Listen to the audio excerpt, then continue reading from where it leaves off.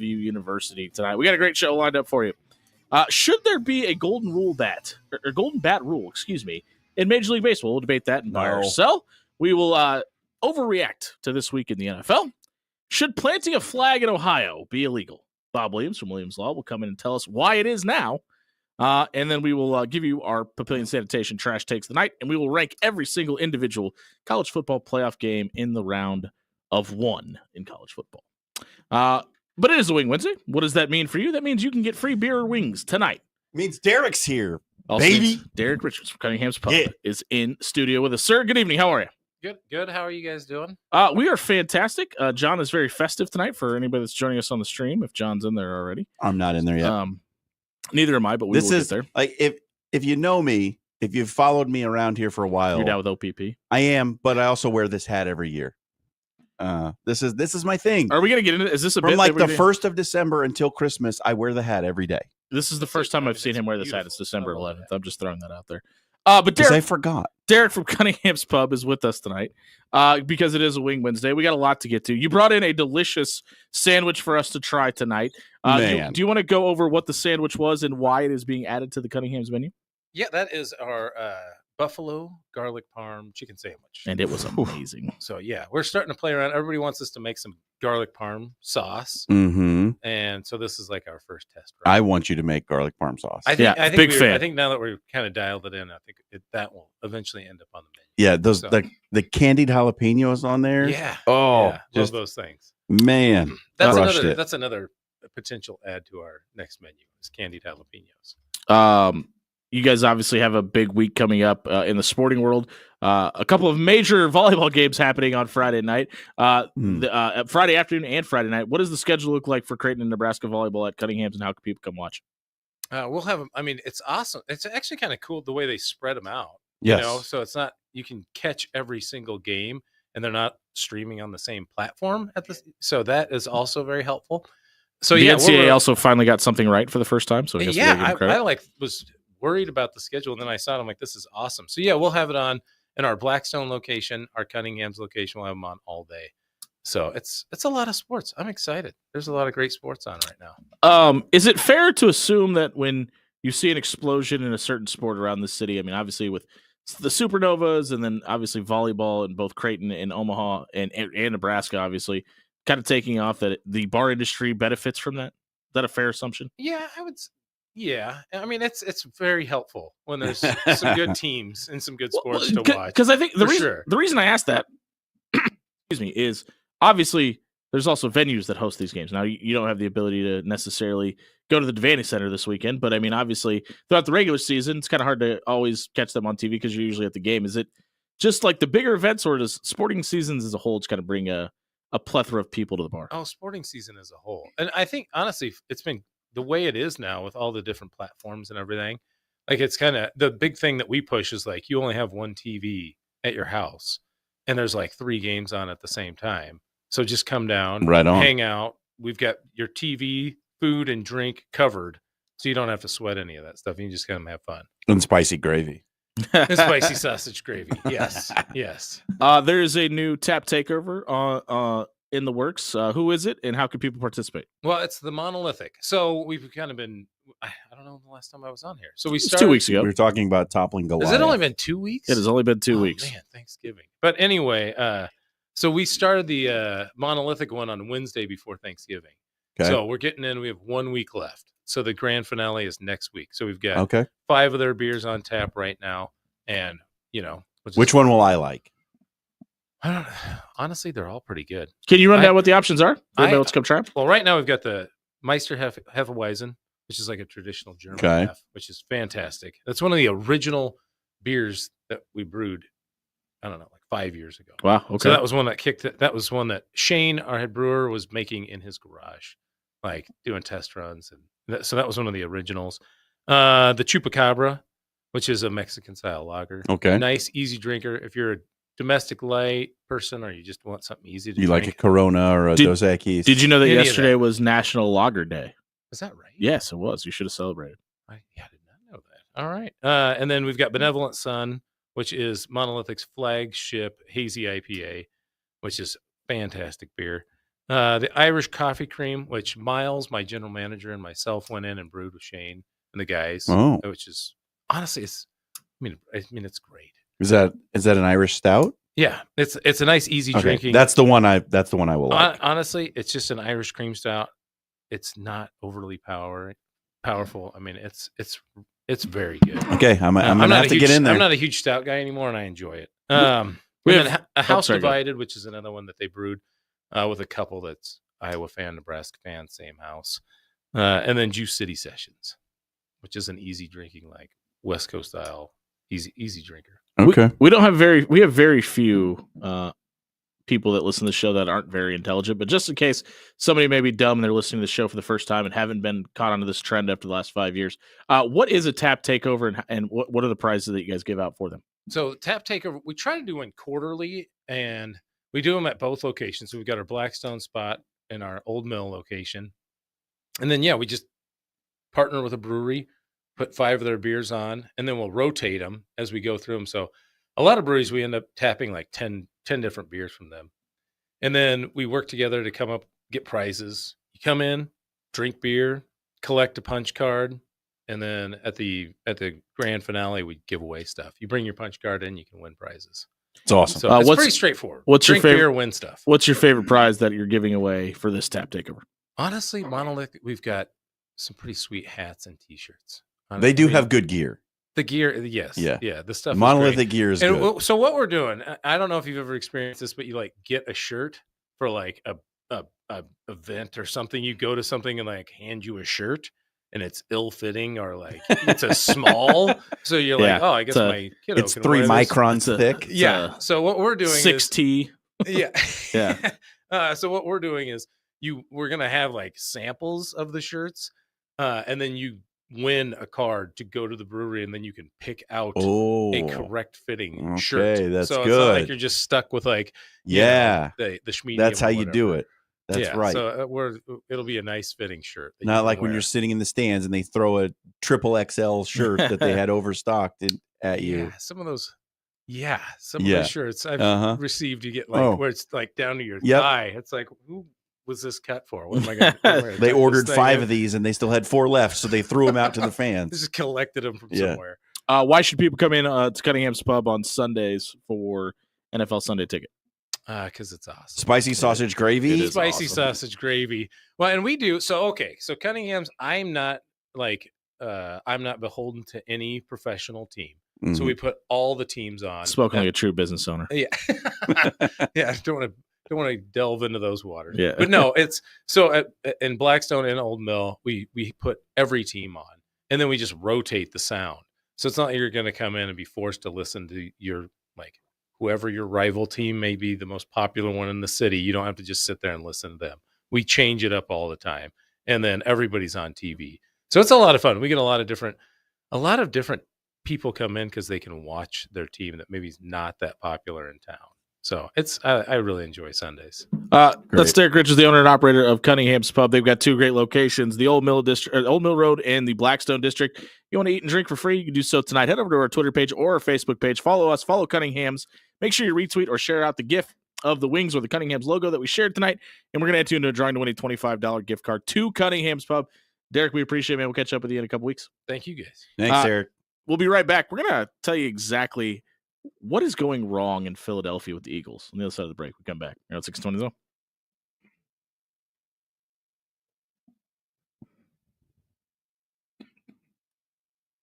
Hey, everybody. John Schreiner here for Jerry Ryan Clothing and Sportswear. It's basketball season, and if you want to sport some Creighton blue, then you need to get yourself to 78th and Dodge to Jerry Ryan.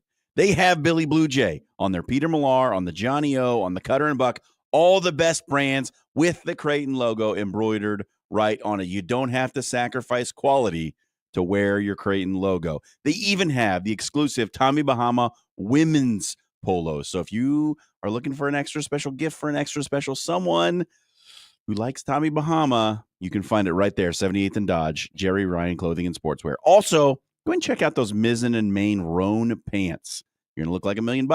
Wear them to the game with your Creighton polo in your Peter Millar, Johnny O, or Cutter and Buck. Jerry Ryan's a place to be for basketball season. They've been dressed in Omaha for over 50 years.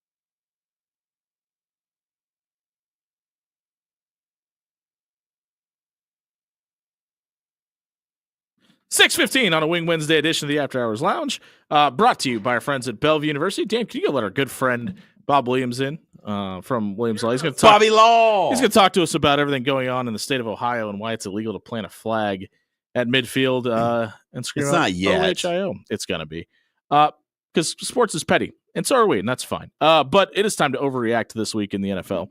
A segment that we haven't really had a lot of chance to do just because the way our schedules work this year.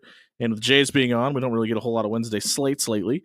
I'm going to go ahead and start us off because my first overreaction is possibly an underreaction, if I'm being honest about it. And it's still pretty egregious. The AFC South is unwatchable television. Ooh. As good as the Texans can be, they haven't necessarily played up to their potential this season at certain points. Hit or miss. The Titans, the Colts, and the Jaguars are an absolute dumpster fire. You cannot watch that division. That Jaguars-Titans game this weekend was by far, not even close, the worst football game maybe of the last decade. And it's only going to get worse, I think, as the season goes along because all those teams have quit. Look, it's hard to disagree.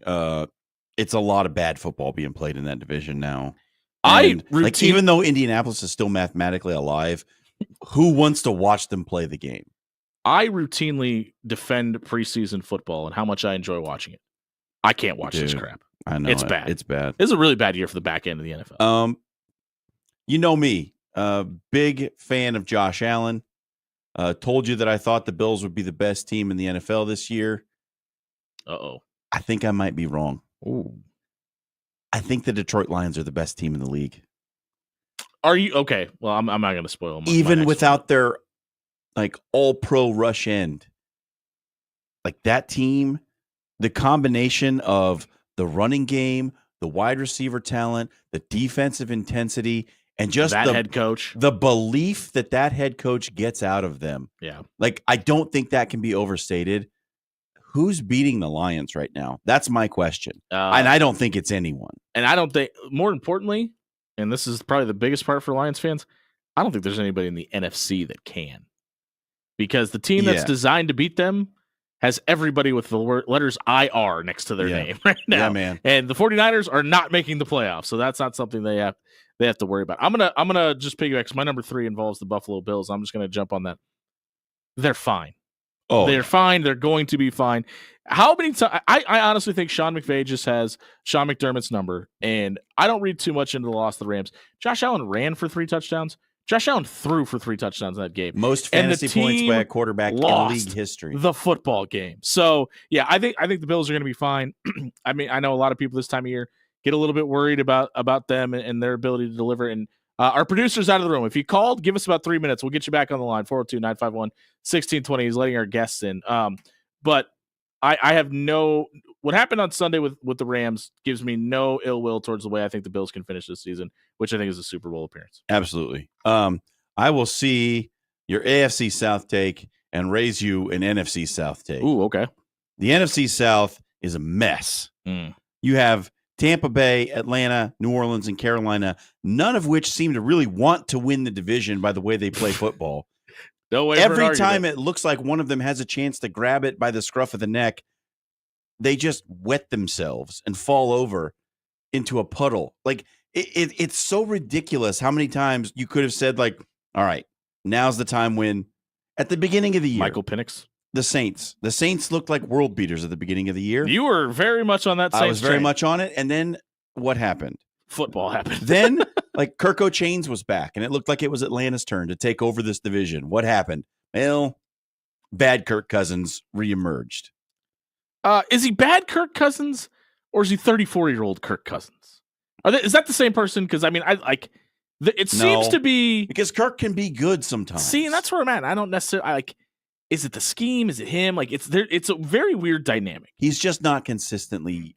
And for everybody that's on the just throw Michael Penix in there, it's going to fix everything train. Kirk Cousins beg you to hesitate on that thought. Kirk Cousins at his best is a top 7 quarterback in the NFL. Agreed. which is really, really good. Kirk Cousins at his worst shouldn't start for any team in the league. Kirk Cousins at his worst almost missed his throw on his own baby's gender reveal where he was throwing the football, by the way. 402-951-1620. Dan is back in his chair. If you want to give us a call back, the phones are ringing off the hook the minute you walked out of here. Really? So naturally, the one time you walk out of the room, everybody start going. It's We just will like get your any- phone calls now, 402-951. And then you have 16-20. Tampa, which looks like an incredibly talented team on both sides of the ball, but just can't consistently figure out how to win Yeah. football games. You don't put that on Baker, right? I know a lot of people want to. Sometimes. I don't know if I do, man, because that offensive line is so suspect too.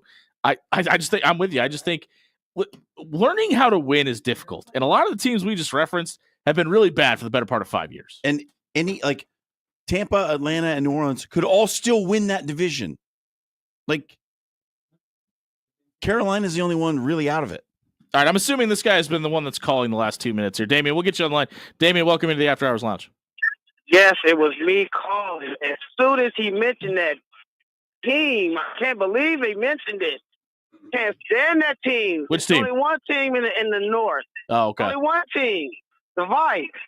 And they Okay. only beat us by 3 points. Quit crowning them the champions. Well- I feel like Dennis Green. Da- Everybody crowning them the champions ever since they beat us. Damien, Beat us by 3 points. I have to ask you. Ah, I have to ask you the question that I think everybody's wondering: do you trust Sam Darnold in the playoffs? Yeah. Because Yeah. I trust him. okay. All Yeah. right. All right. I Well, need no more reason than what he's done did so far. Why, Damien? Why would you trust Sam Darnold in the playoffs? The man is 100% completely untested and can barely play the games that he has started in so far. Damien, Dan's a Packers fan. Barely Before you play. respond, Barely play. What do you mean? the boy tested every test that you throw at him. You'll see what happens when you go up against a wounded secondary like the Packers. yeah. Damien, thanks. You'll Oh think my you can God. overlook them, but you Oh can't. my God. Damien, Yeah, thanks for the phone call, brother. We appreciate you listening. Have a good night. My last overreaction is, and you can always weigh in 402-951-1620, anything we're talking about tonight. It's happening again.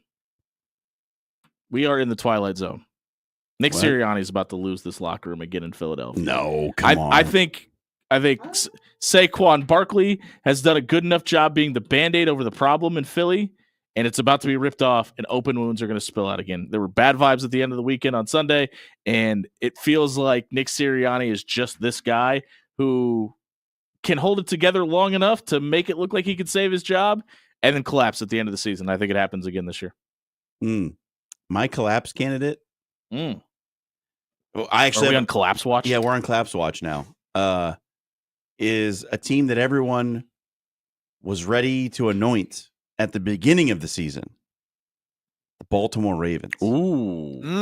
Interesting. Man, I got a lot of faith in John Harbaugh, though, so it's really You hard for me to do. agree with you. You do, but where does that faith come from, Jimmy? Like, why is there so much faith in John Harbaugh? He won a Why? Super- he won a Super Bowl with Joe Flacco. Okay. With Joe How many years Flacco. ago was that?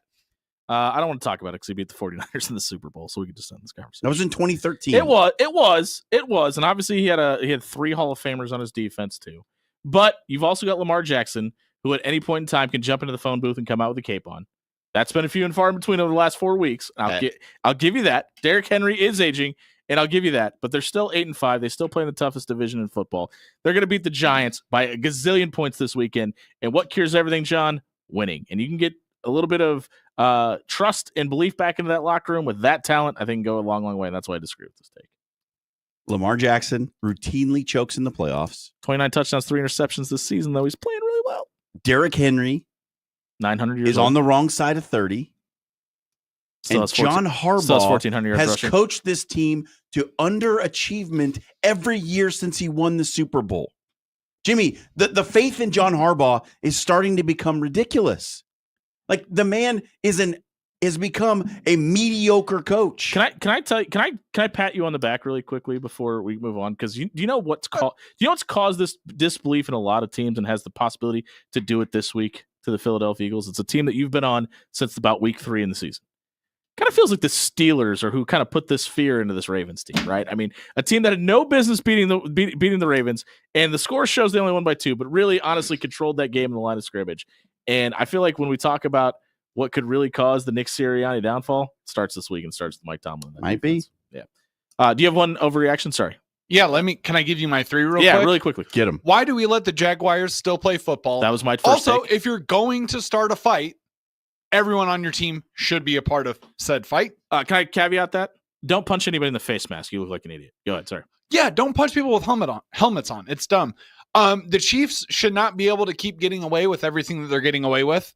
Looking at you guys in white and black, Yeah, who are at the games every single week, and then Joe Burrow is not the problem in Cincinnati. Does anybody think that? Yes. Okay. I saw like 3 separate reactions Is this the person that robbed his house? after that Monday night game where someone had said, it looks like Joe Burrow's the problem 30 out in of Cincinnati. 30 out of 32 teams would take Joe Burrow as their quarterback right now. And I'm going to let you know right now, there's a whole side of the ball that Joe Burrow has nothing to do with. Yeah.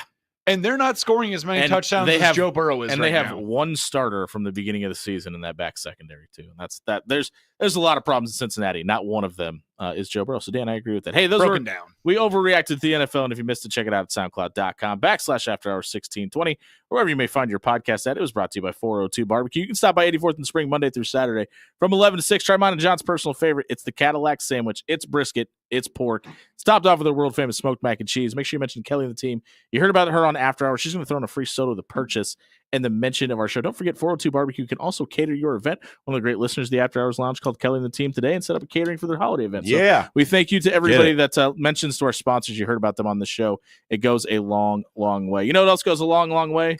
The long arm of the law. And Bob Williams from Williams Law is going to join us next here on After Hours in 1620 Zone.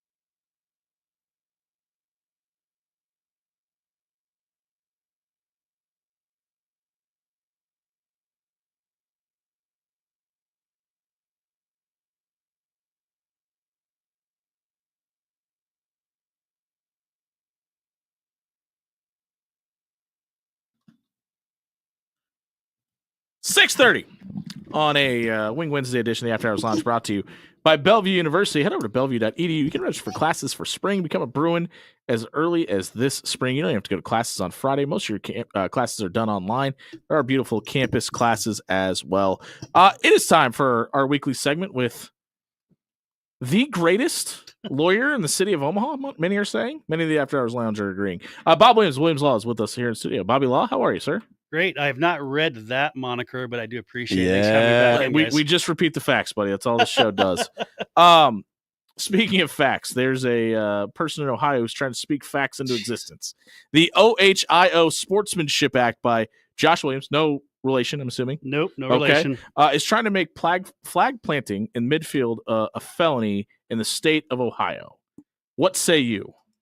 Where do I start? That's why we give you Now, 15 minutes. I Go am ahead and cook, buddy. familiar with my role with the Criminal Defense Attorneys Association Nebraska. We have a legislative committee, which I've served on for a number of years. So we review proposed legislative bills, look over the language, tear it apart up and down, discuss it with our constituents, and may take a position on such things. So if this piece of work would come across my desk, a couple of things. I'm never in favor of, For anybody that creating- wasn't watching the stream, I'm sorry you missed that. for creating a new, criminal law, Mhm. anti that to begin with. But if this thing were to somehow make it all the way through the floor and get approved by the governor and signed into law, it would. There's about 17 ways to attack this from the defense standpoint. So let's look at the language of this, guys. This is just ridiculous. So, and first of all, this is being prisoner of the moment to. Oh. I mean, to Say it the as nth it's degree. so, I mean, yeah. is there your knee jerk reaction? Now, usually we've seen that with true political issues from different legislative bodies around the country, and this is a sports related one, du jour, because of the These- fight, obviously. These grapes are so sour they're not even fit to Oh, make it is. brandy. It is. Yeah, it is unreal. So let's look at the language of this thing. So let's read it real quick. So it says, "No person shall plant a flagpole with a flag attached to it in the center of the football field at Ohio Stadium of the Ohio State University on the day of Hold a on, college football competition." Because they capitalized THE to make sure it was the Ohio State, by the way. Just want to I make wish it were. just- I wish it That's were. the just name wanna- of the institution. I know, but they made sure to include this in legislation. And- I just want to point out how ridiculous that is. Sorry, The continue. additional language says that this has to be on the day of a college football competition, whether before, during, or after the competition. Now, let's start at the front end of the language that's proposed. Plant. What is plant as a verb? Okay, I got on the internet, looked up the Ohio legislative site, tried to pull up the definition of plant, not defined. So what do we do as attorneys or legislators? You go to maybe the Merriam definition, Webster, yeah. and that may fit. Plant would be to place on the ground forcefully, I think is actually a proper definition. Flagpole, okay. What if it's something other than a flagpole? What it could be interpreted as a flagpole, Right. right? Yeah. Okay, let's go there. What is a flag? A rectangular piece of paper with an emblem, or a rectangular piece of fabric with an emblem. What if I did have a flagpole, but had a helmet on the end of it, right? Yeah. Instead of a rectangular piece of paper to pluck into the ground. And then you also look at the center of the football field. Where is that literally The the fi- dot in the middle of the Yeah. 50-yard line? Or are you looking at something that could be, between the hashes down the field a little further? There's 100 different ways to attack this, and it is utterly ridiculous. What I think Michigan's basketball team has the ability to do. I hope this gets put into law. I do. And I think Michigan's basketball team has the funniest thing that they could possibly do, because they should beat Ohio State at home, leave the Schottenstein Center, and go out and plant their flag at the 50-yard line in the football stadium, because it wouldn't be illegal. Because to your point, this It has to be during on a the college day football game, Of a Right. college not a football college Now, basketball game. that might be trespassing. So let's look Yep. at that. Hey, But if they yes. get let in the door, I don't know what else to tell you. Well, and it says on the date, right? So Yeah. let's say you've got an athletic competition, a football game Mhm. that goes late into several overtimes, and the game's over at 11:55. Let's say at 12:02, something gets planted. Stick the You have a flag. technical out, right, on the language of the statute. And again, Well, prisoner of the moment. It's utterly ridiculous. It's just fodder for. the most talk radio. asinine point of all of this, from a legal standpoint, is they're trying to brand this a felony, correct? Yes, so that did jump out to me, and they're making it a strict liability offense. And what that means, usually when you talk about strict liability, it'd be something such as my dog gets out of the yard and bites the neighbor's dog. I am strictly liable, even though maybe I negligently latched or did not latch the fence. I'm liable for that, regardless of the means to get to the criminal action. And so, yeah, when you're talking whether or not something should be labeled on its pecuniary level as a misdemeanor or a felony, is the end sought as a felony charge or felony conviction rationally related to the problem they're having as to why this is being proposed? And is a felony supposed to have heavy enough weight to deter this type of action? Would a misdemeanor suffice? I don't know. That is just utterly ridiculous. Could you just win the football game and avoid the whole situation? It's always that. Yeah. How about that part? Yeah. Or maybe we should have capital punishment for it. Maybe we should just fry somebody right there on the field. But honestly, like, this is the reason. Please why, don't put that out there in the ether. The folks in Ohio may see it too. But this is part of the reason why people get so upset with legislators, right? When they do these kinds of things that are clearly. Did you want a minute to think about that? It's activist legislation. Yeah. It's clearly not in the best interest of the public. No. It has no bearing on anything that relates to the life of most of the public out there. There's basically, 210 people on a given day of the year that this could be affecting. It just seems also stupid and pointless. Absolute, utter waste of time, financial resources. But when something like this is proposed, they have to go through the proper legislative process in their two-body system to have it reviewed, right, and proposed. Greatest And country then on earth. This won't make it 2 inches off the starting line, though, nor in my should it. estimation. Yeah. But what if you're an accessory to a flag planting? Then what happens? Right. If you're the guy know? standing next to the guy. I didn't put the flag, but maybe I was- handed it to him. I was Or an in- attempt. and I was attempted flag. I was in the planting. selfie. Yeah. Take your lawyer hat off for a second. Put your fan hat on.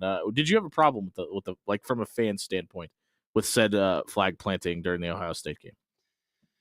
Wow, that's kind of a tough question for me to answer because You're not I've been defending either side here. involved as a fan in a fracas at Penn State that was not of my doing, Sure. and I think that there are some issues with players taking this to the over the top.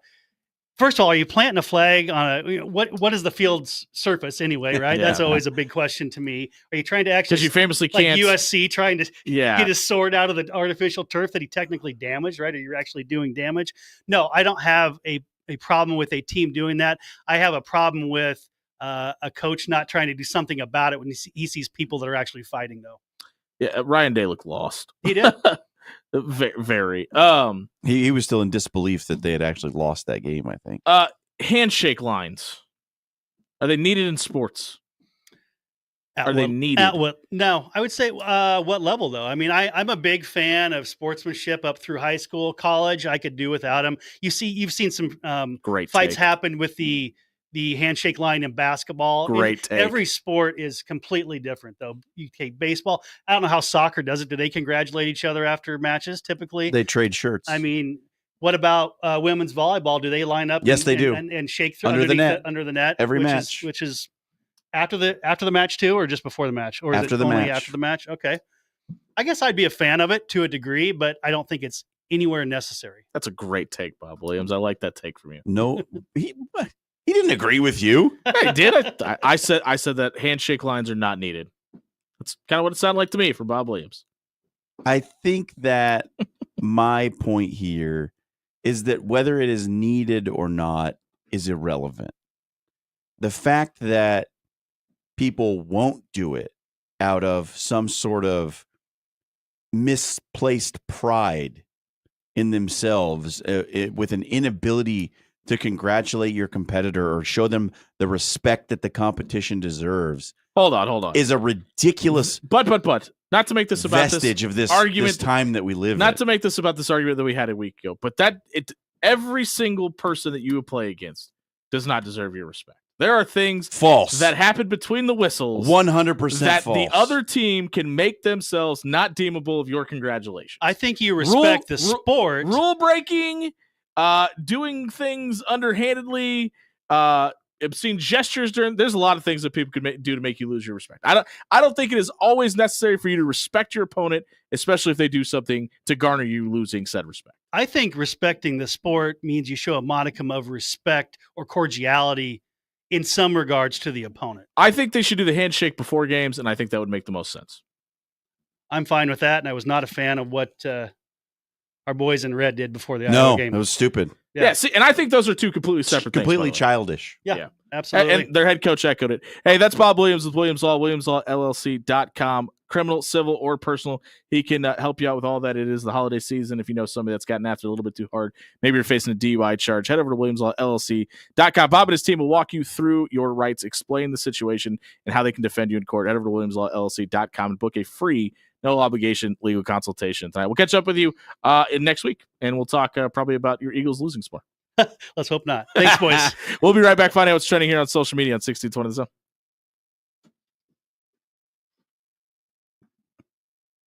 Hey, everybody, it's Jimmy Allen here for Controlled Comfort Heating and Air. I've told you since the middle of the summer about how Controlled Comfort has come out and saved my hide during the summer because my AC went out on me. Why did my AC unit go down? Because I didn't get a maintenance appointment with Controlled Comfort set up beforehand. So I had to break glass in case of emergency, call Controlled Comfort. They came out and they fixed my problem, but you don't want to be in that situation, especially when it's cold outside. You don't want to be hanging out with old man winter in your living room. Head over to ControlledComfort.com, set up a maintenance appointment. They'll come take a look at your furnace and your AC, give you peace of mind about the winter, and make sure you're set to go for the warmer months as well. Head over to ControlledComfort.com and book a maintenance appointment tonight.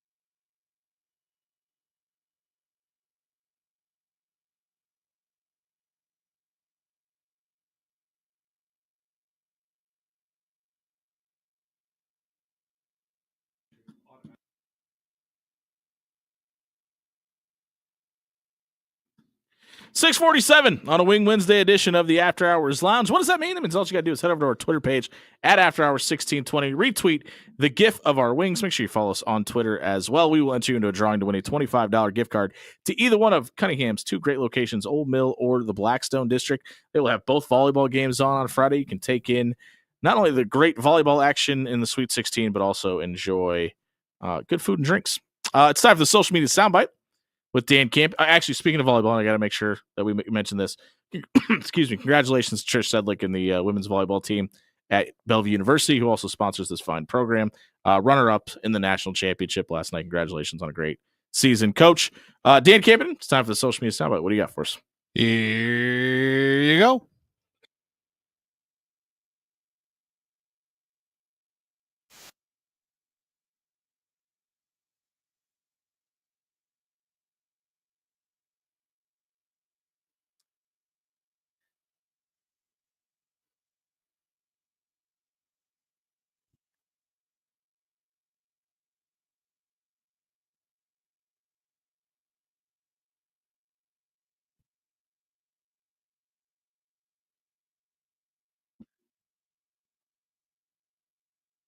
Okay, first of all, I listened to this 3 times.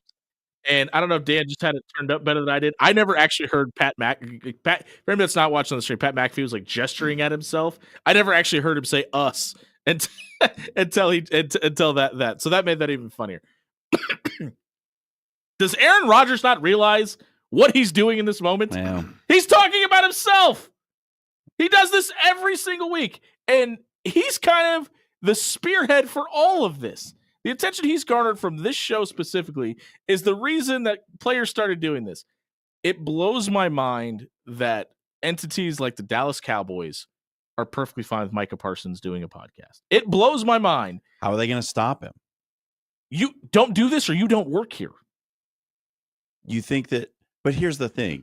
In that situation, Micah Parsons holds the leverage because he's one of the best football players in the world. Does he? Because it kind of seems like he wants out Yeah. anyway. It might be in the best Yeah. interest for the Dallas Cowboys to ship him out of town now. He's got leverage. He's like, okay, let me do my podcast or I don't work for you anymore. That's the way that actually goes. But if it's causing a problem in the locker room, is it worth it? I don't care if it's Micah Parsons. I'm asking that question legitimately because I don't care if it's Tom worth Brady or it, Micah not Parsons. worth it, doesn't matter. The guy wants to do it. He's going to do it.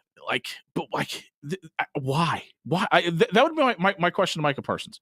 Why do you want to do this? Because if it's just about making money, can we make it work somewhere else? Can we get you some Yeah. sort of endorsement deal that'll take you away from this and let you focus on football? The why isn't important. The why is very important. No, So- it's not, because the why is very obvious for every single athlete who does this. Have you not seen? I assumed that's why we were talking about Sirianni burning down Yeah. while I was out and going and Yep. getting Bob, is because Brandon Graham did the exact thing that Aaron Rodgers is doing right now. This is the He same thing went Bill Belichick was doing a on week ago, by the a way. radio show, and he said, I don't know if these two guys like each other. Yeah. And it's the same thing that happens every single time. It's one of these guys puts their foot in their mouth and then they go back and they go, oh, I regret that. Also, if someone is clinging for relevance, yes, it is Aaron Rodgers for Yeah, going on the ever. Pat McAfee show. Also, maybe the guy who allowed a Netflix documentary crew to film a 3-hour documentary called Enigma about him. Can we talk about how bad he is at this, by the way, too? Yeah. Like, this is maybe I have the a point worst here. Pat McAfee segment of the entire week. I have an opinion. The point that Aaron Rodgers very ineloquently was trying to make was that we have replaced factual reporting with debate. And Ooh, we that's have a good point. we have now taken this stance, and this is not only in the sporting realm, that facts are up for debate. And whoever wins the debate is therefore correct. And that is such a misplacement of truth. Like, truth can be objective. Not always, but it can be objective. And there are facts about situations. ESPN used to be very good about this. They're the best. It's what made them what they Reporting are. the facts of the sporting calendar. And now they put two people on a panel who debate, and we get to decide, well, he's right, even though what he's saying isn't true. Because we like Right? them more. So we've replaced facts with debate.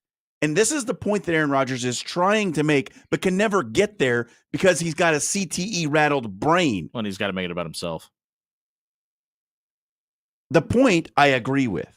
Aaron Rodgers is correct in saying that the talking head shows where we have replaced reporting with debate are bad for our national fanhood and consciousness. It's all bad. It's not good. You've replaced truth with something akin to I don't even know what it is now. It's unrecognizable. The fact that it's coming from him on a network in a talking head show is the irony. Yeah, absolutely. And here's the other thing, like we went from, and this is the part, and this is going to make a lot of people mad. I don't care. At Jimmy Allen 1620, the point that he like, there seems to be this moniker that to have a sports show or to have somebody that is in the know, you have to have a former athlete in that realm or in that discussion. And I don't think that's in 100% or even 80% correct. Because I think about guys like Sal Paolantonio that was so good at reporting and so good at finding his way inside of the inner workings of the of organizations, specifically in Philadelphia, And reporting the facts. And was getting the answers out of speculation. It could give you the source he was getting it from, and it wasn't a matter of you were waiting for the actual confirmation from the institution. That has since then died because all you need to do to be a quote insider now is send out a tweet of a picture with looking eye emojis at it, and that automatically makes you somebody that knows something. Yeah. The truth should not be up for debate. The It shall truth set is you the free. truth. Yeah. Facts are facts. We don't debate facts. We debate opinions. Social media has killed journalism. And we make that mistake far too often. But this is also just another testimony to the fact that Aaron Rodgers does not have the ability to read a room. Oh, he has zero self-awareness. Yeah. None at all. Like what do you think McAfee's response would have been if Rodgers was like, yeah, I was talking about you? I would have paid good money to see that. Man, I don't know. He seems like he's so beholden to the Aaron Rodgers segment now. He obviously refuses to push back on all the nonsense that he's. If there's that one Aaron thing Rodgers Pat says. McAfee loves, it's a good bit. He just he won't push back on anything he says. He won't tell him he's wrong. He won't tell him he's being a jackass. Like he just won't because it gets eyeballs. I kind of want to see it. I kind of see what happens if somebody challenges Aaron Rodgers and what Aaron Rodgers' response would be. Because I think it'd be great television. I mean, for all the wrong reasons, though. Like, it would not be good for anybody, but it'd be like a car accident. You wouldn't be able to look away. Because that man does not find anything wrong with anything he's ever done. So it's an interesting thing that you bring up, Jimmy, because that has happened, just not on television. Ian O'Connor wrote it very plainly in his book. Yeah. That he challenged Rodgers multiple times when he was interviewing him for about 3.5 hours, so graciously at his California home. And was it dark inside? He basically said that Aaron Rodgers was a very cool customer about the majority of things that Ian O'Connor brought up from the claims that were in his book, and would flat out just refuse to answer questions if he did not like them. Danica Patrick a better driver than you? Well, the answer to that's yes. Is it to Aaron Rodgers? She got paid for it. Is it to Aaron Rodgers, though? Did Shailene Woodley corrupt your brain and make you believe in homeopathy? Did you ruin Shailene Woodley's Yeah, life? I was going to say, I think it's probably the opposite effect. Hey, if you missed the social media soundbite tonight, want to find out why we hate Aaron Rodgers, listen to it at soundcloud.com/afterhours1620. The social media soundbite was brought to you by Pixel Fire Marketing. Do you need to engage your ideal client online? Are you not sure how to do that? Do you not know how to organize your SEO to make sure that you're the top of Google searches? You don't have to know that. All you have to do is work with somebody that does, and Pixel Fire Marketing can do that for you. Stop managing your SEO and let a professional do it. Head over to pixelfiremarketing.com and engage your business online tonight. We'll be right back. Buying or selling the other side of the break. 1620 Zone.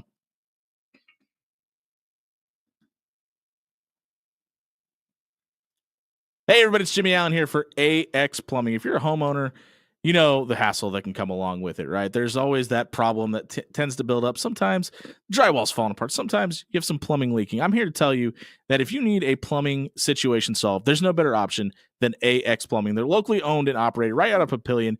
You can head over to axpservice.com tonight. Work with Nick and his team. They're going to take a look at your plumbing issue. Even if you don't have the funds available to fix the bigger issue problem, they also have funding available and can help you finance the problem as well. There's no better plumber than AX Plumbing. Head over to axpservice.com tonight, and they'll leave your home cleaner than they found it.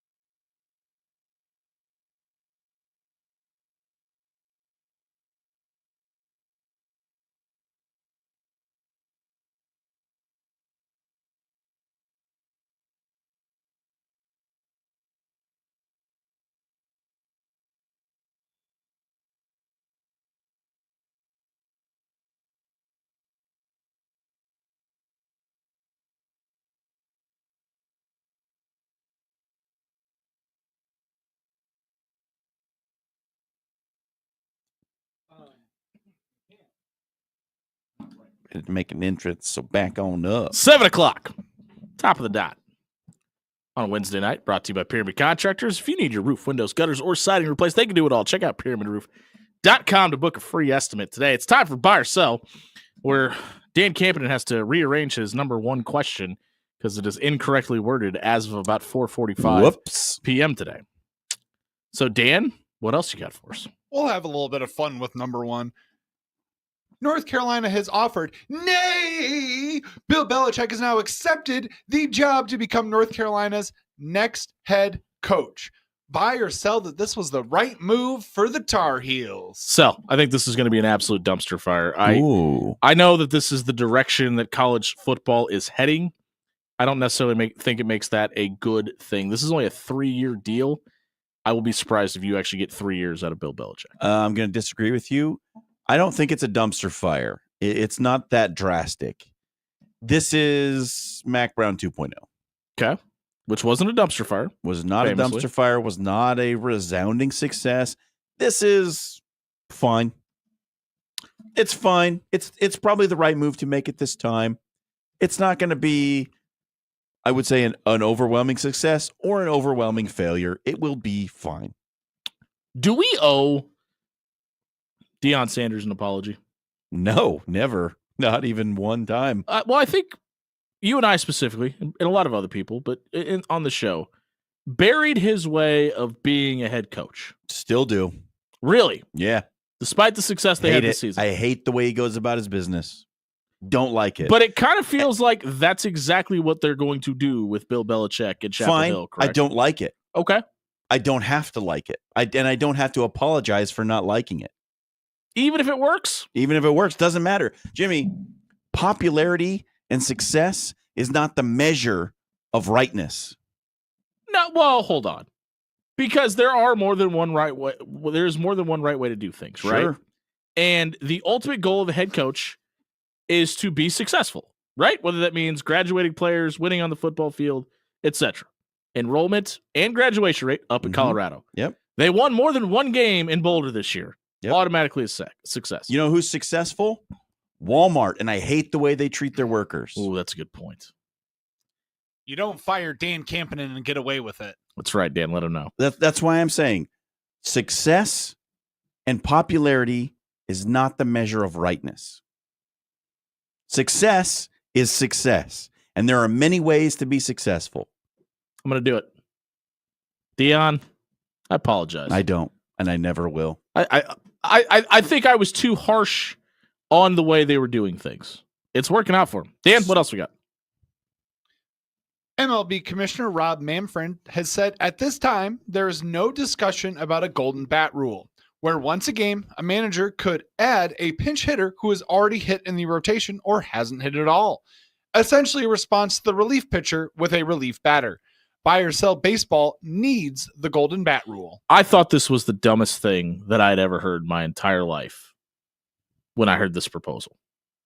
And then I thought it through. Doesn't this only make sense if you're giving this option to the defense, where at any time the pitching staff could go to anybody on their staff that they want to come into a game, as long as it wasn't obviously the starting pitcher, which in no situation would that ever happen anyway, because their arm's usually dead at that point. Shouldn't the offense have the same exact option in a one-time situation? Because listen, this could happen at the end of the game, could happen in the sixth inning, could happen all over. I think a couple things.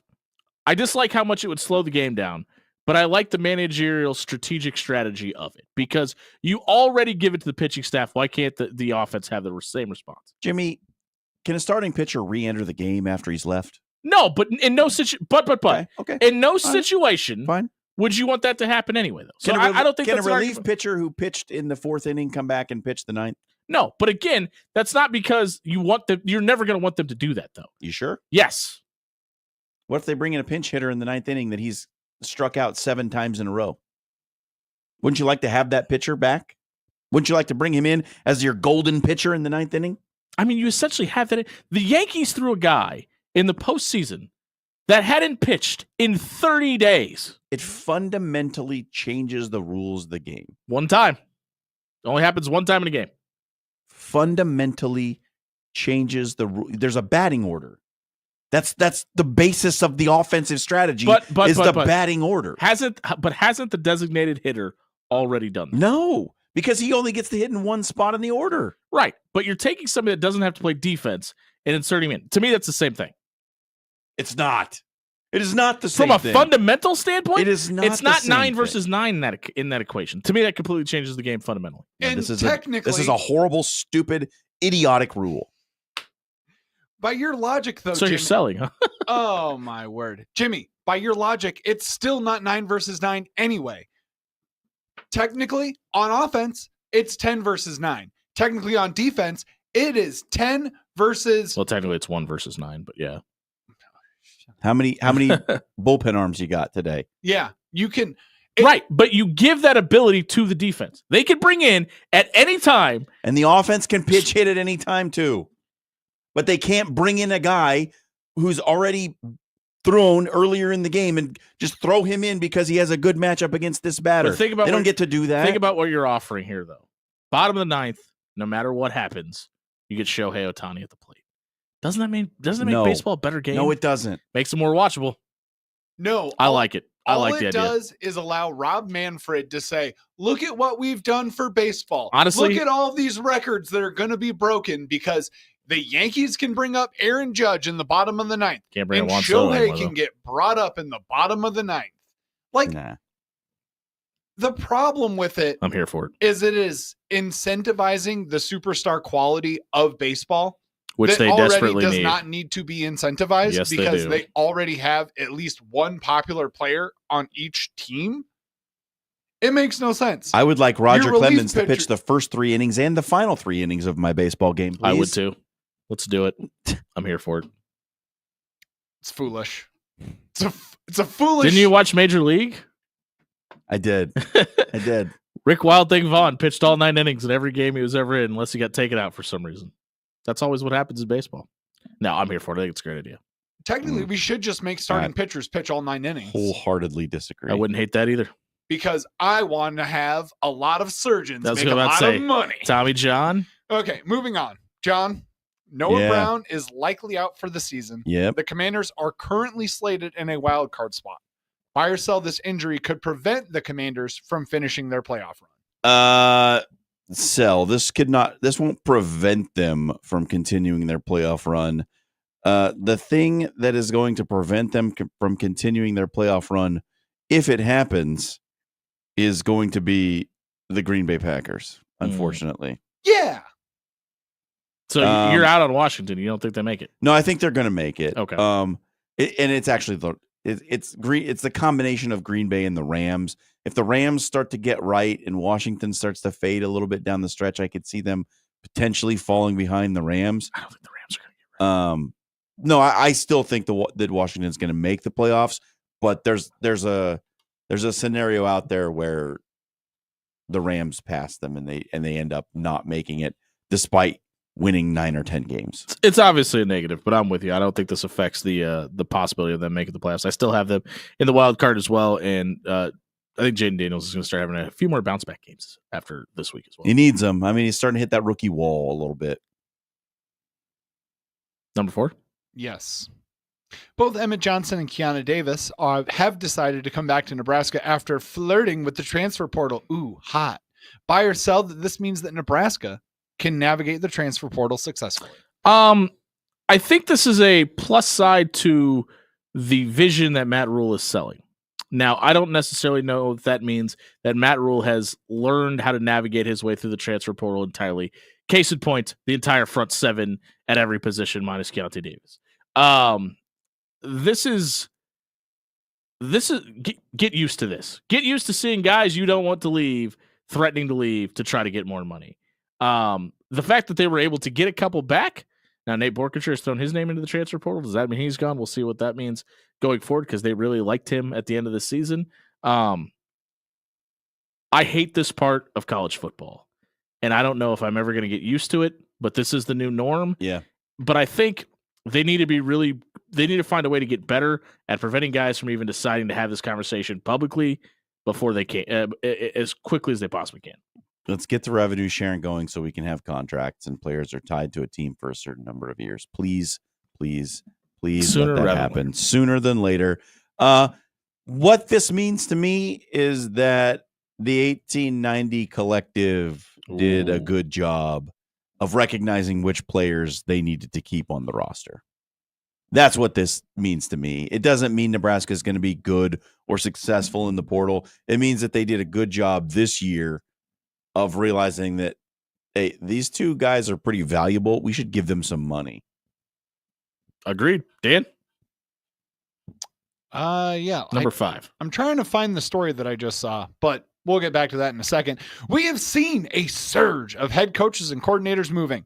Buy or sell, that the way we see coordinators and head coaches moving is more of a trend than a one-year flash in the pan. Yeah, so I mean, this is more about the head coach at Boston College leaving to become a coordinator for the Packers, right? This is seeing a Chip Kelly say, you know what? I don't need UCLA's money. I'll go be the OC at Ohio State. Billy O's going to be a coordinator? What's Halfley. Yeah, Halfley. Excuse Yeah, me. yeah. I was like, what? Let's try to think of his first name. I couldn't think of his first name. But Jeff Halfley. Jeff, thank you. I was gonna say Matt, and I knew that was wrong. Dana Holgerson, At half. not necessarily throw his name back into the head coaching pool, but being perfectly fine being an offensive coordinator in Nebraska. I think this is absolutely a trend. I think this is something that the older statesmen that are head coaches are going to be perfectly fine, minus Bill Belichick, clearly, in doing and worrying about coaching the football and letting somebody else go out and being the fundraising song and dance guy. The money for a college coordinator at this point is about where the money for being a head coach was 12 to 15 years Yep. ago. So you're not like, it's not such a bad idea to just be a coordinator You just want to coach football, and you not that have to ability. be the face of a program and not have it all on your shoulders, right? For some people, that level of stress, being the top dog, it's not for everybody, man. And like, especially in today's culture where the money has gotten so big and the pressure has ratcheted up, like I think a lot of guys who are good coordinators might start choosing to just be good coordinators. Like, Yeah.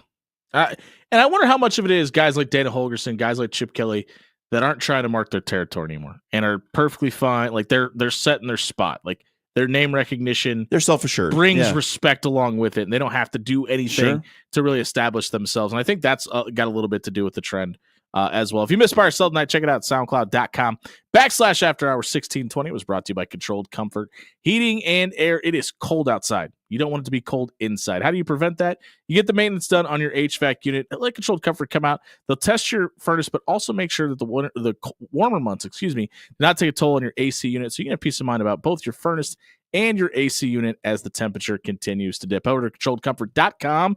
Book a maintenance appointment tonight.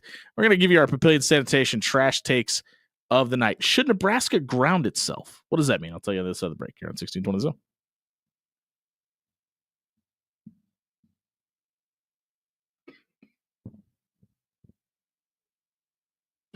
Hey, everybody, it's Sean here for Bob at Williams Law. We had Bob in tonight talking to him about planting flags in Ohio, and he had some really good information talking about his role as helping out with legislation on the legal front here in the state of Nebraska.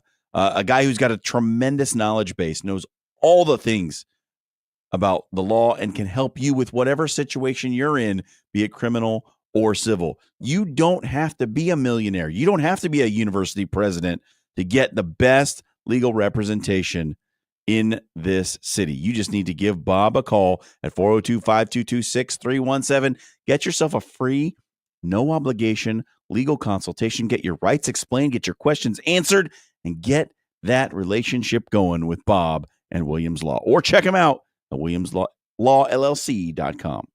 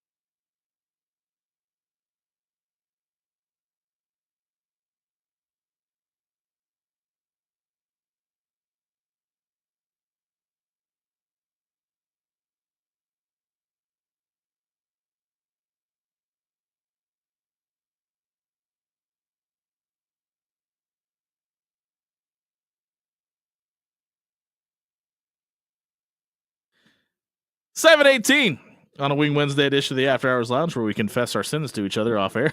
We're brought to you by we're brought to you by Pyramid Contractors. Head over to pyramidroof.com. Book yourself a free estimate for your windows, your gutters, your siding. You can do it all. Head over to pyramidroof.com, where you never have to settle for less. Okay, so Sin's a made-up concept anyway. It doesn't matter. The dream versions of us and You'd what be we a get really good Catholic priest, John. what we get accused by our Sin's a wives made-up of while they're concept. You're really asleep. good. It's time for our Papillion Sanitation That'd be a chat. terrible Catholic priest, Dan. That'd be absolutely horrible. Go ahead and cut That that. was the joke, Go brother. ahead, go ahead and cut that as a drop. What we're going to do here is we're all going to give you a hot take. We're going to put up a poll on Twitter. You'll vote for who had the best take. Whoever gets the least amount of votes has the trashiest take of the night, brought to you by Papillion Sanitation. I'm going to go and start us off. Nebraska needs to put the Dog and Pony Show on hold. The schedule got announced today for next season, and they're going to play Cincinnati at a location TBD. It's originally announced Lucas Oil Stadium, likely to be moved to Arrowhead Stadium in Kansas City.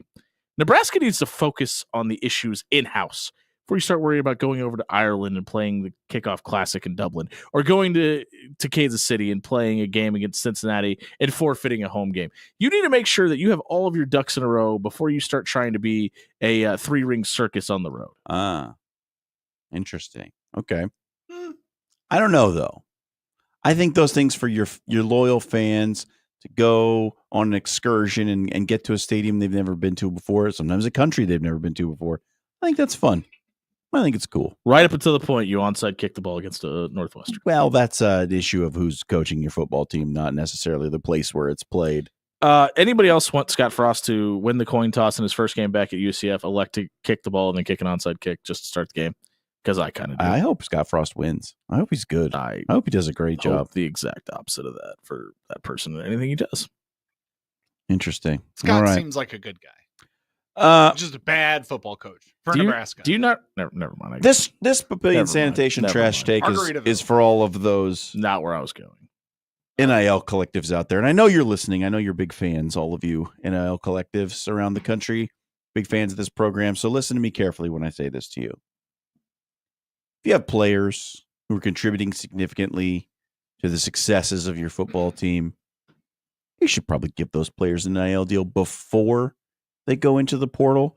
The sheer number of players this year who've gone into the portal and then come back out of the portal only to return to the team that they were just leaving Hey, head coaches are doing it. is Rich Rod's back at West Virginia. shocking. But okay, there's a huge gap in between those two stints. I'm talking about guys who say going in the portal and 3 days later back. I'm back. It's not only happened here, it's also happened at LSU where Garrett Nussmeier went into the portal and then now is suddenly an LSU Tiger again. It's happening all over the country, right? Here's the thing. We can avoid a lot of this and a lot of the negative connotations around the portal and all the conversation about, oh, he's just going to the portal for leverage. If you would just do the thing that everyone knows you should do in the first place, give the guys who are making the plays the money. I disagree. Do that thing. I disagree. Don't make them leverage you to get the NIL deal. Don't force their hand. I disagree because they're always going to assume they can get more. And the only way to do that is to use the leverage you have. And the only leverage that these players have right now is to threaten to leave. So I think, honestly, it's in their best interest to wait to pay them. Because if you throw money at them right away, they're going to want more. And if you try to give them the most, they're going to want more than that. If you can't do it, they're gone anyway. I think the waiting game by the university is the best approach.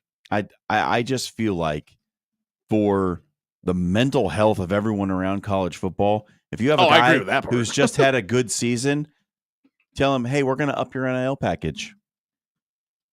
We're going to give you some extra scratch. Because look, you think Garrett Nussmeier would have put his name in the portal and then come back to LSU if he didn't want to actually be at LSU?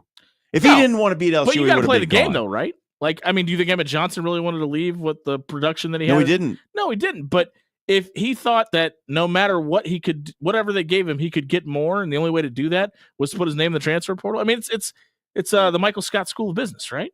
Never Yeah. accept the first answer or never accept the first proposal.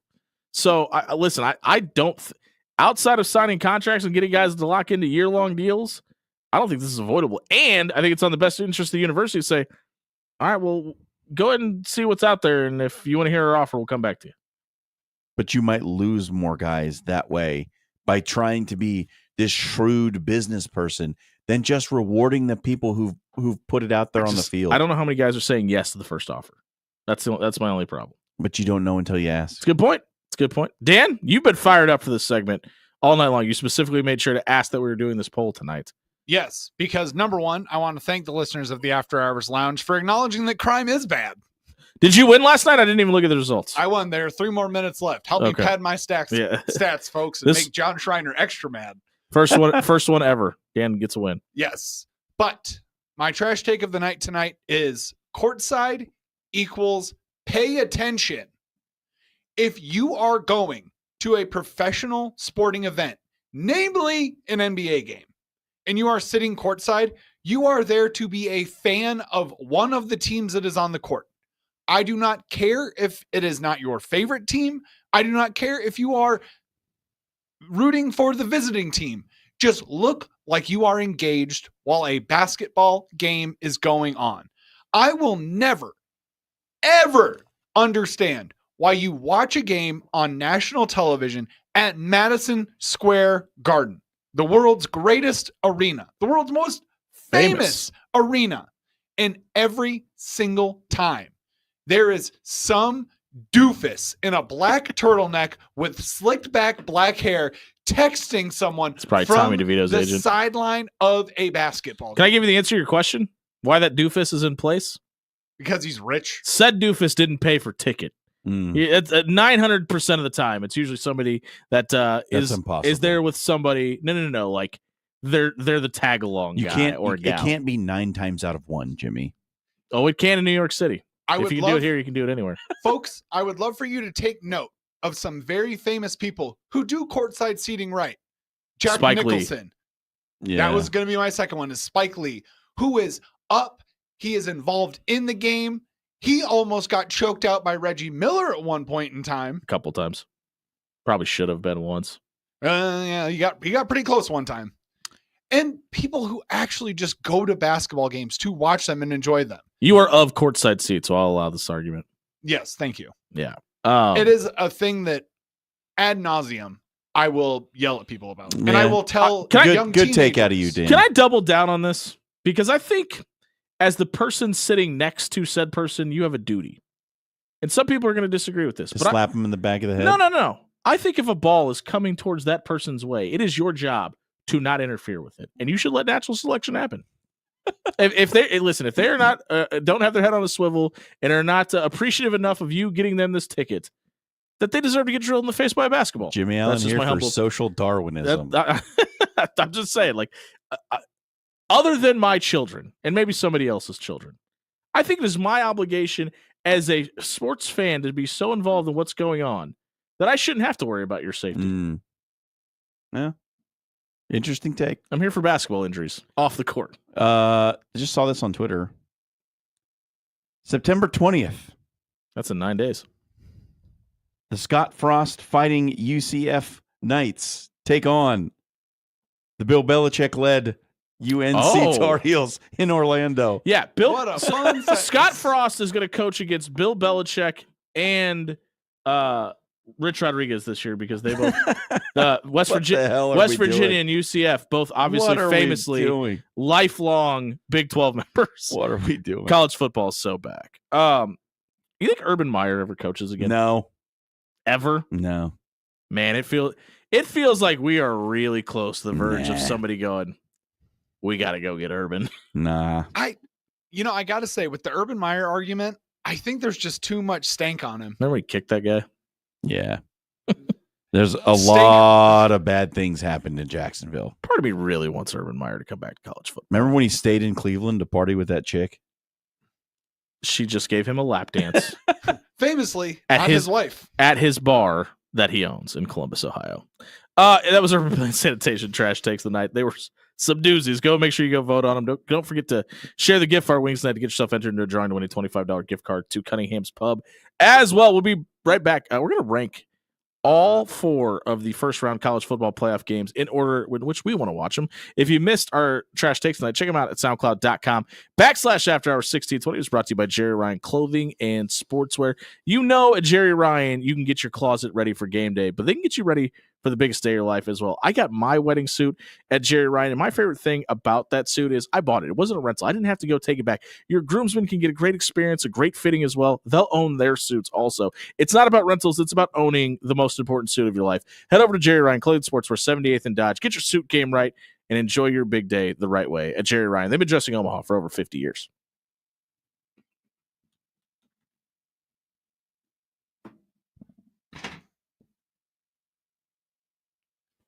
Hello there, folks. You know what is never a trash take? When I tell you that you can get a steak gunner Philly with all the vegetables, including that jalapeno juice on it to make it extra spicy.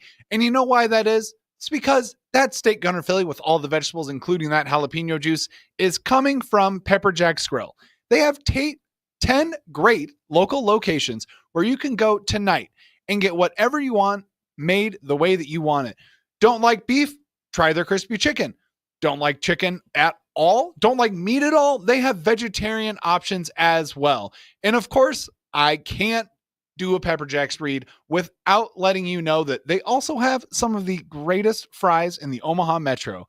So if I just made you hungry and your mouth is watering just like mine, I know how to fix that. Go to one of Pepper Jack's 10 great local locations.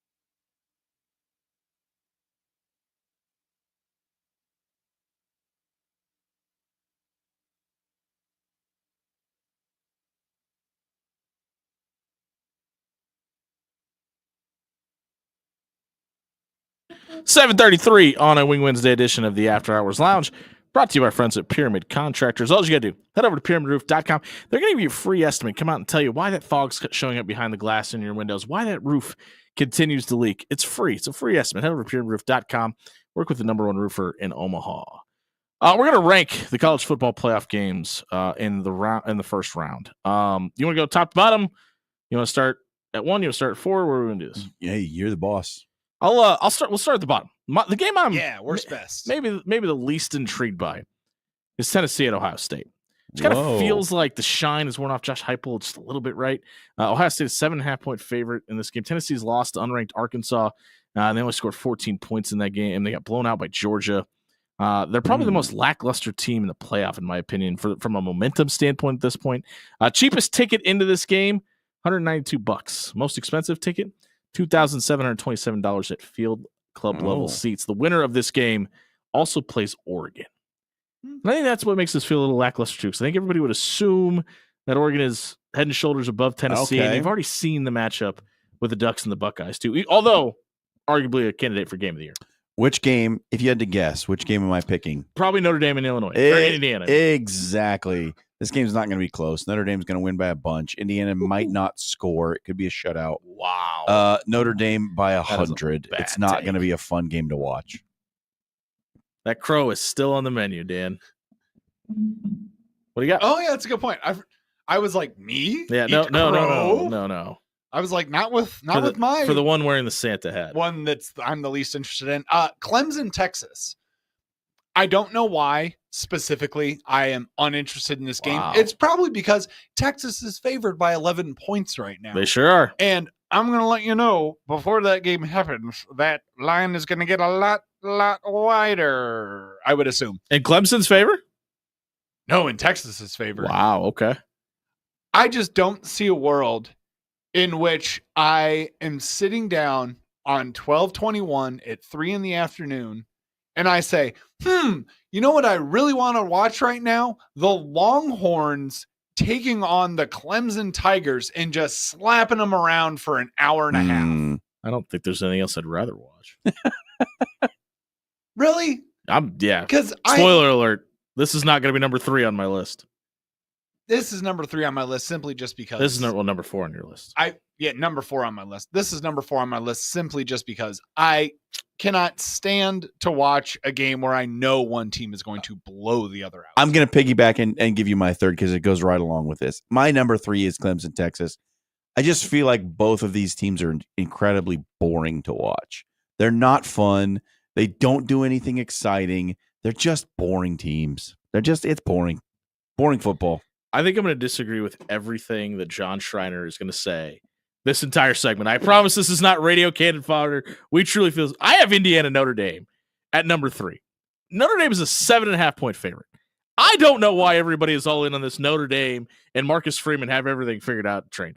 A lot of people think Notre Dame's got a shot at winning the national championship. I don't. Notre Dame has the 40th ranked defense in the entire country. That's pretty good. Indiana's is number 24 in offense. Notre Dame has the number 9 ranked strength of schedule matters. Offense. Indiana has the number 2 ranked defense. This, to me, all signs point to Curt Cignetti winning this football game. I think Indiana beats Notre Dame, and you heard it here first. Cheapest ticket to get in the door for this thing. Both teams are in the same state, so it's up there. $690 for nosebleed seats. Most expensive, you can get a sideline ticket for Notre Dame at Notre Dame right now. $7,000 to stand on the field. Nothing quite like Catholics robbing you. What do you got for number 2? What's Dan's number 3? He didn't give his. I'm sorry. Yeah, Dan, number 3. Oh yeah, that's a good point. My number 3 is SMU Penn State. Ooh. It just this is a game that if I'm sitting down at 11 a.m. on 12/21, I'll go, I'm turning that on. Yeah, I'll watch that. It seems to me like a good matchup of two teams that honestly, it seems like it'll be a fun game to watch. It's at Happy Valley, so you know that place is going to be rocking and rowdy. Going to be a lot of kids. Spoiler alert, it's affordable. Yeah, a lot of kids there for that game. I guarantee you there are a lot of phone calls that are going out to mom and dad right now saying, I know you want me home the weekend before Christmas, Mom. but Penn State's playing a home playoff Yeah. game in Happy Valley. I am going to be there. And also, real quick, just like side note, I have seen many a Twitter thread this week from Penn State students who have said that, well, me and about 40 to 50 of my friends have applied for tickets in the student section that are supposed to be for Penn State students only. Yeah. And they have been denied tickets just to find out that the college football playoff and Ticketmaster have shrunk Consolidated it. Yep. down their student section Mm. quite significantly and have sold off about a third of it Yeah. I think for top dollar. I think I may be able to make them happy about that by the end of this segment, though. So we've all given our 4 and 3, correct? Yep. My number 2, Correct. I cannot believe you guys are out in this game. Give me Clemson at Texas. 2 great head coaches on opposite side of the ball. It's Dabo's defense versus Sark's offense. Texas is favored by 11. I think that's way too high. Clemson can win this football game, especially if Quinn Ewers is their starting quarterback and Dabo Swinney's defense can get after it and get past that offensive line. The cheapest ticket, $165 to get in the door. Club level seats going for $1,600 in Austin as well. I think Clemson wins this football game. I don't. Number 2, SMU Penn State. SMU is a fun team. That is a fun team to watch. I agree. They are a lot of fun. And Penn State, who I normally just trash for being boring, kind of opened my eyes when they played in that was a high-scoring thriller very- against Oregon. It's a very different James Franklin offense. That offense is kind of fun. This SMU Penn State game has the chance to be the highest scoring game of the weekend. Sure does. It could be very fun, and I am in. Dan, number 2. Stop working. Dan, number 2. Oh, you're not going to allow me to work on your show while I'm on your show? My number 2 is going to be Tennessee, Ohio State. Okay. Simply due to the fact that I have a feeling that, per my previous statement about Texas and Clemson, this game is going to get lopsided very quick. Side note, screw Ohio State. I don't think you deserve to be in the playoff. I think at Tennessee brings all. the flag with them. I hope they do. That'd be It would be hilarious. great. Felony. Turn it into a bit. But an SEC Big Ten matchup is exactly what the playoff committee wanted. And they're going to get it. ESPN's wet dream. This is going to be a very exciting game for both of these teams. I don't know how it's going to turn out. I don't think the shine has worn off of Josh Heupel. Okay. I think Tennessee Got has the chance to put it back on himself. Tennessee has a really, really good chance to win this game. Hmm. I'm putting it out there now. Good vibes. My number 1. Not betting on Tennessee for that exact reason. My number 1 is SMU at Penn State, and it's for every reason you just gave, John. I think stylistically, this is the most eye appealing game of all 4 of them. I think it's got a chance to score the most points. And Dan, the cheapest ticket to get into this game is the cheapest ticket of all the games. So everybody in Happy Valley is very happy that SMU was the draw here. $80 Wow. gets you in the door for SMU at Penn State. The most expensive one is actually the second most expensive of the club level seats. $4,916. You want to sit in luxury in Beaver Stadium. Be a little bit warmer, Yeah, probably. I think this is going to be a track and field meet. I think it's going to be a ton of fun. Bring your popcorn for this one. It's going to be good. And my number 1 was your number 4, Tennessee, Ohio State. Yeah, I'm all in on this game, man. 2 huge brands, 2 like notable head coaches, 2 rabid fan bases, 2 teams that have maybe just slightly underachieved expectations this season, but both can certainly score. That's true. They can score points, and I think this is going to be a fun game. I think this is going to be the closest game of the weekend, and that's going to make it really exciting. This one comes right down to the wire. I think Tennessee edges Ohio State at the buzzer. Wow. Fire Ryan Day, says John Schreiner. Well, you haven't heard me say it yet. My number 1 game is Indiana and Notre Dame. Great take, Dan. Simply because the Big Sig has not faced an defensive line like Notre Dame's all season. You can talk about 40th ranked defense this, 42nd ranked offense that. Who gives a rip? You know what matters in this game? Notre Dame. They've got golden helmets, God on their side. They're playing at home. It's going to be an absolute ridiculous show. And guess what?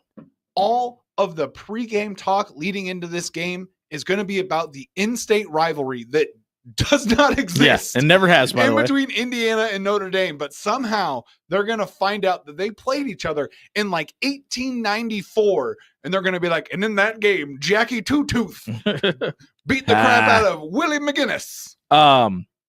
Over under 2.5. Rudy was offside signs at this game. Under. Way over. Give me the way over. I was going to say over, probably over. Be way more original, Indiana fans. Just real quick recap. The winner of SMU Penn State plays Boise State. The winner of Indiana Notre Dame plays Georgia. The winner of Clemson Texas plays Arizona State. And the winner of Tennessee and Ohio State plays Oregon. If you missed our recap of the college football playoff matchups and how we ranked them, check it out at soundcloud.com/after-hours1620. It was brought to you by AX Plumbing, Home and Residential. They can do it all. Check out axpservice.com for all your plumbing, water heater, gas piping, or backflow prevention issues. AX Plumbing is locally owned and operated. They'll leave your home or business cleaner than they found it. Check out axpservice.com for more details tonight. We're going to send you out a winner on the other side of the break. You're on 1620 Zone.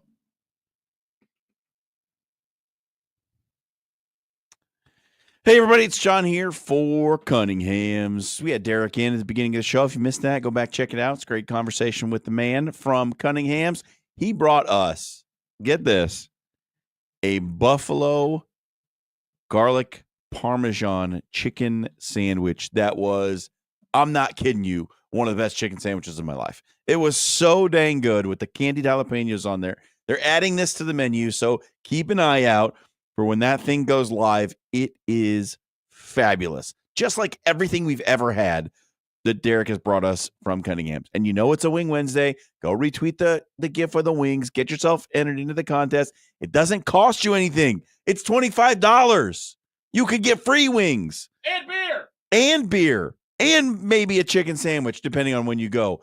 It's a no-brainer. Get in there. Get it done. Get the Cunningham's. Get the great food, the great drinks. Get there for the monolithic tap takeover. And get there on Sunday for the spicy sausage gravy on their limited brunch menu with all the NFL games on the TVs at both locations, Old Mill or Blackstone. Cunningham's Pub and Grill. They don't miss.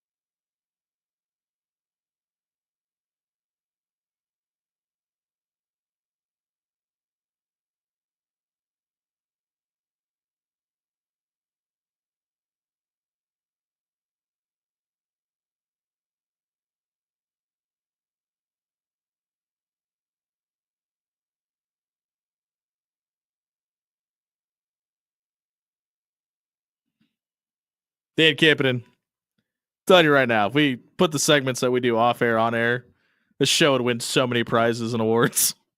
I don't know. I don't or know would which not awards be you're trying to get. allowed. Yeah, to we be a definitely show. would not be FCC regulated at that point. Hey, but while we are FCC regulated, we are brought to you by Pyramid Contractors. They're regulated by a lot of legislation as well. You can head over to pyramidroof.com or go to the locally insured contractor that's going to be here after storms leave, if the snow's gone, and they'll make sure that your roof, windows, gutters, and siding have all been taken care of. Head over to pyramidroof.com tonight. What we're going to do here is we're going to give you 3 bets in the NFL. Everybody do the NFL bets this tonight, right? Everybody? Yeah, Yes. NFL bets. Everybody understood Got 'em. the assignment. It's been a while since we had a Wednesday show, so I want to make sure Yep. we're all still in lockstep. And you can bet on all these courtesy of Warhorse Casino and Sportsbook located on 63rd and Q. I'm going to start us off. We talked about this with Bob Williams a little bit. I can't remember if the microphone was on or off at the time. The Panthers are bad. Don't let anybody tell They're you very otherwise. bad. They're much worse than the Cincinnati Bengals. The Dallas Cowboys should have beaten the Cincinnati Bengals. Mm. And just a weird fluke situation caused them to lose that football game. Joe Burrow, if you could have just thrown that touchdown to Chase Brown and won me my fantasy playoff game, I would appreciate it. Oops. That's neither here nor there. However, you can win yourself some money. Take the Cowboys +3. They are not losing to the Panthers. They still have CeeDee Lamb. They still have Micah Cooper Parsons. Rush. Cooper Rush is a better quarterback than Bryce. Bryce Young right now? Right now? I'd take Cooper Rush. Maybe not long term. I think. Regardless, 1 through 22. Cowboys better than the Panthers. The Panthers are not going to win this football game. Give me the under in Bills Lions 53.5. Buffalo is still a top 5 defense. Detroit is 18th. I think that's enough to keep this under 8 total touchdowns in this game. And then give me I spelled his name wrong. Lad McConkey, anytime touchdown for the Chargers on a reception. He's only got 4 on the year. It's plus 800 for him to get a touchdown. All right. Okay. I hear what you're saying. I see what you're putting down there. Give me the Bengals -5 at the Titans. You know who else is very bad? Anybody in the AFC South? The Titans. Yeah. They're so bad. I know that the Bengals have had their struggles. They will beat the Titans by 7. That's my bet this weekend. Chiefs Browns. The over-under is 43.5. It feels like a weird game, right? It feels like a game that's going to be under the total. Okay.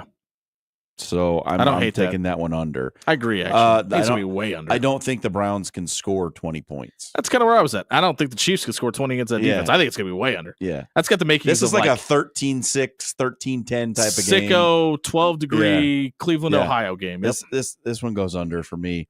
And then, There's a better chance of snow in this game at 44 Oh, yeah. degrees than there is of 42 points being scored. yeah. So on the season, the Giants are allowing 141 rushing yards to opponents this year. They play The best rushing offense in football. the Ravens. Derrick Henry over 100 yards rushing -110. Yeah, and he's averaged over 100 yards per game, by the way. And then do you have one more? Right? That's it. That's it? Okay. I got Bengals -5, that's right. Chiefs Browns under 43.5, Derrick Henry over 100 yards. Please do me the favor of giving me the Cincinnati Bengals and Tennessee Titans game to go over 47 points. Yeah, neither team plays defense. The Minnesota Vikings to beat their spread of 7. If you don't beat the Bears by more than 7 points, I'm going to call Damian back and I'm going to let Yeah. him know that I really have no respect for his Vikings.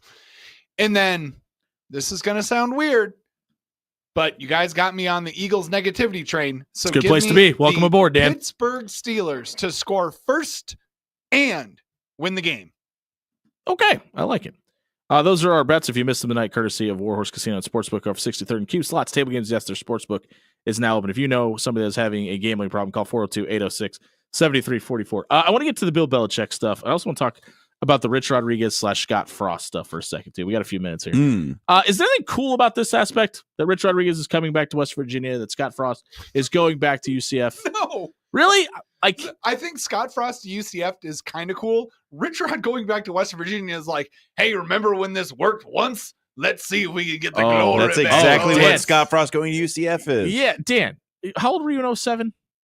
In 07? Yeah. 12, 13. Man, I don't think you have an appreciation for Steve Slayton and Pat White and that offense and what it looked like in Morgantown at that time. Because I think it's way cooler that Rich Rod's going back to West Virginia than Scott Frost. Well, and my hatred for Scott Frost probably has a little bit to do with it, but Scott Frost going back to Orlando.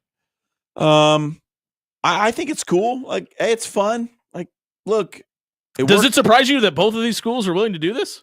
Not really. I'm a little surprised. Not really. I mean, the best season in UCF football history was with Scott Frost Sure. as the head coach. Why would you not at least try to recapture that? I guess I get that, but The best era of West Virginia football was with Rich Rodriguez as the head coach. Why would you not I try think to Bobby recapture Bowden would that? probably disagree with that. Come on. But I just think like we see these entities, these large corporations, be a little fickle at times, talking like being willing to say, we couldn't do it without you. And like the interesting thing to me is like there have been 2 head coaches at UCF since Scott Frost was there. Obviously, Josh Heupel, who we just talked about, Did pretty well. yeah, and then Gus Malzahn, who I think probably overachieved to some degree in certain seasons. They were fine. Yeah, I mean, it wasn't a dumpster fire, but like I obviously knew those 2 things happened, but like it does not feel like he was gone long enough for there to be 2 head coaches in that stint. Well, I mean, Josh Heupel got the Tennessee job pretty quick. Yeah, and very cool. Another cool thing is Mackenzie Milton's coming back to UCF to be the quarterback's coach. That's awesome. Which I think is really cool, and I hope nothing but success for that kid because he was an absolute warrior, and I'm excited to see what that all looks like. But If nothing else, the coaching changes this offseason are not boring. yeah, college football is gonna be a lot of fun next year. It's not And boring. we just got done ranking the college football playoffs opening round. I think the coolest thing about all of that is there are home playoff games for the college football national championship being played in Happy Valley, Austin, South Bend, and Columbus, Ohio. Very cool. Yeah, it's Cool awesome. stuff. Yeah, listen, it is Would have a been good time. cooler if it was in Boise, Idaho on the blue turf. For all the talk Yeah. about how NIL and the transfer portal is killing college athletics, that's still a pretty cool concept. Dude, college, this is right now, we are living in the most interesting and compelling postseason in college football history. Damn good time. There on the is radio no show. doubt about it. Like, I will not hear your argument. Do not call us. Don't send me the email. This is the most interesting and compelling postseason in college football history. Hands down, bar none, no argument. The only thing that I hesitate on is I hope the bar's not getting set too high. I hope this isn't the best one. You know, this is what it's going to And be every year. I know that's what I'm hoping for. I'm hoping we This get is dropped. it. I hope there's always that Boise State team. There's always that Indiana team, and somebody finds a wrinkle to get in, and it looks a lot like this. And somehow the Big Ten and the SEC don't find a way to screw that up for everybody. Yep. If we expand to 17 teams, It'd be 16, but yeah, did I say 17? Yeah. You did. Well, I was just thinking That's That'd be called a an weird odd one best number Matthew Perry guy movie of all situation. time. But if we ever expand to 16 teams, I honestly think that there would be riots in the streets from college football fans because what we have right now it's perfect. is oh so perfect. It's The very fact good. that Jimmy named them, those are your 4 home playoff games that you get I on don't- national television. I don't think they could have got a better 4 draw. Oh, it's exactly where you would want to see 4 games be played. And to anyone's point, thank gosh Notre Dame actually made it and has a home playoff game. Because if It's this gonna be never cool. happens again, they can at least say, hey, we had one of the first home playoff games of the 12-team expanded college football playoff. Touchdown Jesus will be there. You can be at the After Hours Lounge every day if you head over to our radio replay page on 1620 The Zone. Thank you to Bob Williams and our friend Derek Richards from Cunningham's Pub, everybody that stopped by tonight. Thank you to all the callers everybody that joined us on social media as well. Don't forget to head over to our Twitter page at After Hours 1620. Retweet the gift of wings. Get yourself into a drawing to win a $25 gift card to Cunningham's tonight. You could still get in. For Dan Campion and John Schreiner, I've been Jimmy Allen. Happy National Noodle Ring Day, everybody. What is that?